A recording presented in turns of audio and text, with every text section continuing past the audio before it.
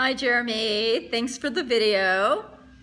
I made some notes and I'm going to read to give you some reactions. I put that you come across very sincere and full of candor.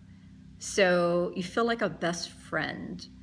I feel very comfortable. I think that any teacher would feel comfortable talking to you because you just seem that everything you're saying is very sincere and that you mean it. And that's a great attribute. Cut down on your time a little bit. I think you were running at 5:09. You got to get that down to, I'm going to ask you to get it down to 2 minutes, and that way if you hit 2:30 or 2:50, then we can live with that. But you got to cut this thing in half. It's way too long. And think in terms that you could have condensed a lot of the things into, like there's a paragraph you probably could have put into a sentence.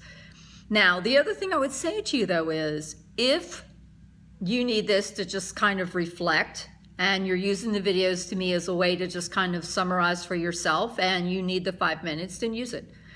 I'm only thinking of it as an instructional point, but if this is something you need or something that feels good for you, use it. I have no problem. I sat there and listened to it and watched it, and it was fine with me. You have a lot going on. I mean, you talked about doing the testing, but that's kind of behind you, but you hired a bus driver, you do buses, discipline, you're in the classrooms.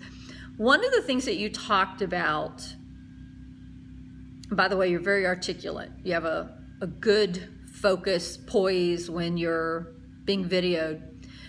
But I loved when you talked about when you met with the students in the AM and you shake their hands. I couldn't believe that. I thought that was incredible that you shake their hands. I thought it's very impressive, and students have to relate to that. It's got to feel good. Plus, you're teaching them a courtesy that they may not be learning at home. That was outstanding. Matter of fact, another intern said something about greeting students, and I said, do you shake their hands? Because I had listened to your video, so I thought that was pretty intriguing.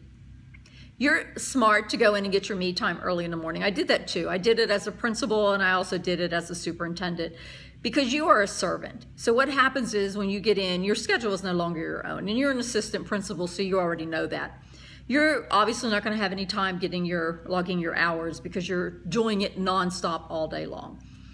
So overall, just exceptional job. You're doing great things. And again, I really, really appreciated the thoughts about just being fluid, making sure that people see you and that everybody knows what's going on, that you're visible to them.